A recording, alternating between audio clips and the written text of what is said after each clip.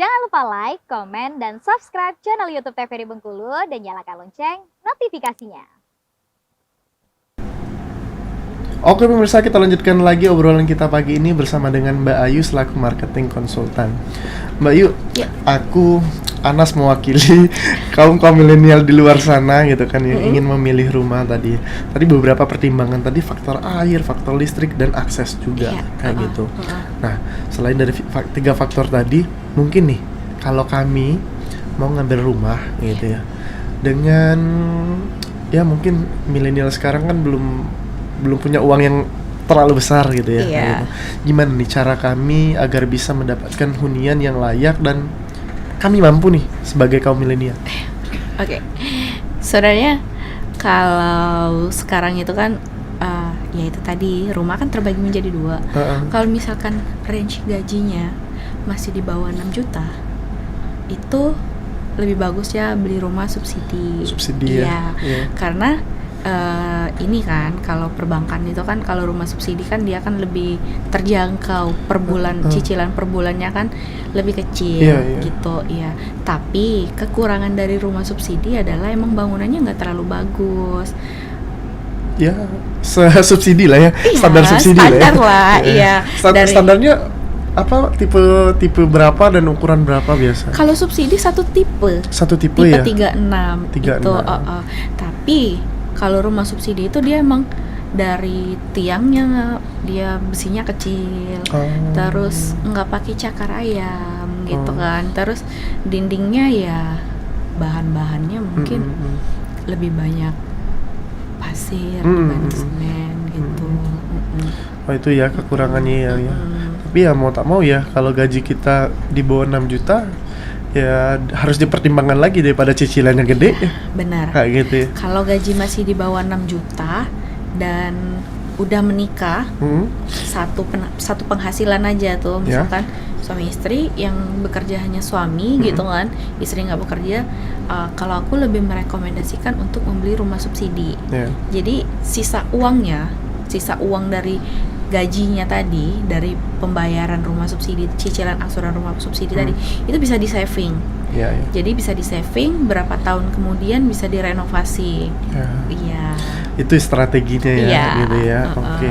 Tapi kalau udah misalnya ada yang bekerja mungkin gaji 10 juta per bulan gitu kan, itu biasanya layaknya ngambil juga tetap yang perumahan kah, atau lebih baik disarankan kayak yang klaster gitu? Ya klaster mungkin ya, kayak gitu, yang beda-bedanya kayak gitu. Kalau udah gaji 10 juta itu biasanya emang harus ngambil rumah komersil.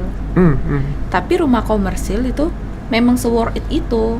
Apa aja kok worth it-nya dari komersil? Itu karena rumah komersil itu dari struktur bangunan dia udah bagus, dari pembesi-besian yang dipakainya itu juga udah bagus gitu kan.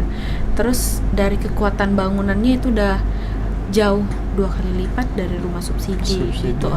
Kalau misalkan mau jangka panjang emang bagus rumah komersil, jadi dia nggak perlu ada renovasi gitu kan, nggak perlu ada pergantian. Kalau rumah subsidi tadi itu kayak per 3 tahun itu udah harus ada mulai yang dibenerin, karena kita kan daerah rawan gempa nih. Oh iya, Bengkulu juga ya. Kita daerah rawan gempa.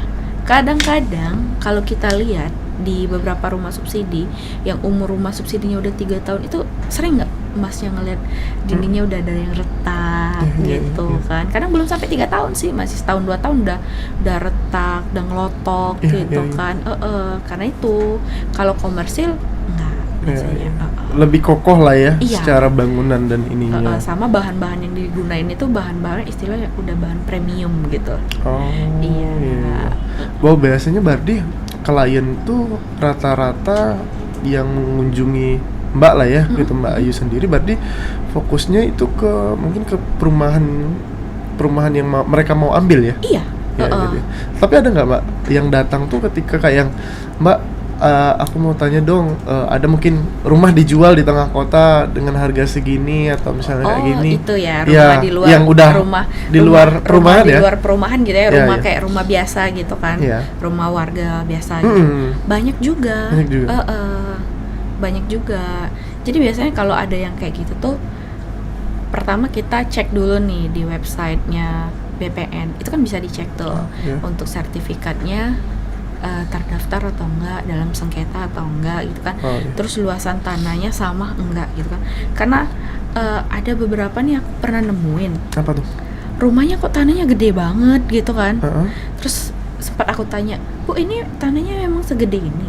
Iya, kata yang punya rumah Iya, gitu kan. iya. Iya, taunya tuh setelah dicek di sertifikat sama di BPN itu beda luasannya. Ternyata Oh. ibunya tuh memagar di tanah orang Orang. gitu. Iya, dilebihin sampai makan tanah orang. Itu kan bahaya. Iya, iya, iya. Heeh. Itu bisa jadi itu namanya sengketa ya. Iya, benar. Heeh. Terus itu apa namanya tuh, kita juga harus cek nih, itunya bener-bener SHM atau SHGB.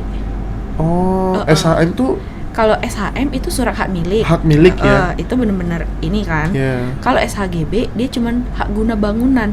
Biasanya kalau hak guna bangunan itu dia ada periodenya, berapa puluh tahun gitu, kayak apartemen. Ya, Iya, kayak iya. apartemen. Kalau apartemen kan juga SHGB semua.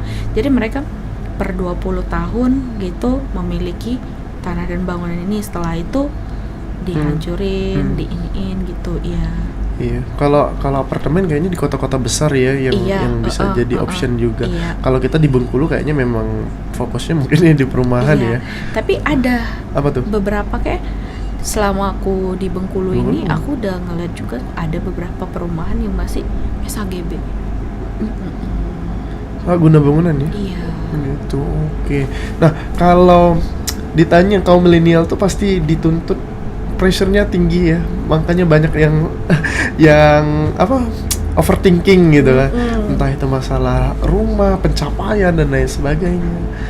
Layaknya kalau orang punya rumah atau milenial lah punya rumah di usia berapa dan kapan sih waktu yang tepat untuk kita membeli rumah? Oke, sebenarnya umur yang pas untuk beli rumah itu dari umur 21 tahun sampai ke 28 tahun. Oke. Karena itu usia produktif. Ya. Iya. Kalau 21 tahun itu sampai 28 tahun itu emang masih giat-giatnya bekerja gitu Iya. kan. Tenaganya masih pol-polan lah gitu. Terus kalau misalkan memang yang lagi ngejar karir itu karirnya memang lagi bagus-bagusnya gitu kan. Terus juga kalau usahain ini saran dari aku nih. Oke. Karena kaum milenial kalau misalkan mau beli rumah, usahain masih single. Oh, Waktu kenapa? masih single. Kenapa? Jadi kalau masih single itu biasanya dia cuman pengurusan berkasnya data dia sendiri. Oh iya, Iya. secara administrasinya lebih enak. lebih enak ya. Administrasinya lebih enak dibanding kalau dia udah menikah. Kadang-kadang ini beberapa kasus yang sering aku temuin. Ya. Waktu masih sendiri belum mau ambil rumah. Terus setelah baru menikah mau ambil rumah, terus tiba-tiba terkendala. Ini kadang KTP pasangannya BI checking gitu. Kalau udah BI checking nggak bisa. Iya. Iya. Secara itu persyaratan ya. Iya, persyaratan bank. Iya. Kecuali kalau mau beli cash sih nggak masalah. Kalau kayaknya milenial juga kalau bukan keturunan konglo kayaknya nggak bisa juga ya Maya gitu. Kalau pewaris oke lah ya. Kalau Iya. perintis kita kan mungkin ya segmen kita mungkin orang-orang yang lagi mencari rumah sebagai perintis nih gitu ya. Iya, Gitu. benar. 21 sampai 28 ya. Iya, itu usia produktif. Gitu. Dan disarankan saat masih single nih. Iya. Gitu. Biasanya kebingungan orang-orang mau beli rumah tuh karena apa? Karena terlalu panjang kah KPR-nya atau kayak gimana gitu biasanya? Bisa jadi itu salah satunya. Karena kan kalau tenggang waktu KPR itu nggak ada yang singkat-singkat gitu ya. Perbankan pasti menawarkan jangka panjang semua gitu kan. Satu itu. Kadang-kadang milenial nih kepikiran, aduh, aku dalam 20 tahun lagi masih mampu nggak ya gitu kan. Iya. Aku masih mampu nggak ya, terus Kayaknya mewakilin Anas juga ya. kebutuhan aku dalam 20 tahun lagi itu segini-segini aja atau lebih banyak gitu kan. Kayak aduh, berat nggak ya ini nanti bebannya gitu kalau selama itu gitu kan. Biasa gitu. Terus aku udah tua juga nih, kalau 20 tahun lagi aku masih bisa nggak sih Beli rumah ini gitu kan, kerja gitu kan, harus betul. ini gitu kan. Terus juga ini apa namanya itu dari biasanya sih terkendala lagi itu di DP. Oh iya, DP ya. Kadang-kadang kan DP-nya tuh range-nya berapa sih Mbak kalau biasanya ya maksudnya? kalau sebenarnya sih kalau rumah subsidi itu range DP-nya nggak tinggi-tinggi sih. 7.500.000. Sampai? 7.500.000 itu udah mentok. Oh, itu udah mentok. Udah Iya, maksimal. Oke, kalau komersil? Kalau komersil itu 10% dari harga rumah. Oke. Misal harga rumahnya 450 juta. Ya. Berarti DP-nya 45 juta. Oh, Iya, tapi tenang aja kok, Gimana, banyak developer kadang-kadang menawarkan dengan DP murah. promo free DP, free Oh. DP gitu kan. Oh. Banyak sih, tapi memang biasanya kalau ada yang menawarkan seperti itu, memang biasanya baru membuka di lahan baru biasanya. Iya. Jadi mereka memancing untuk meramaikan daerah tersebut. Strategi marketing mereka juga ya. Kayak gitu. Oke, berarti kebingungan itu biasanya kalau sudah datang ke Mbak kasih saran apa?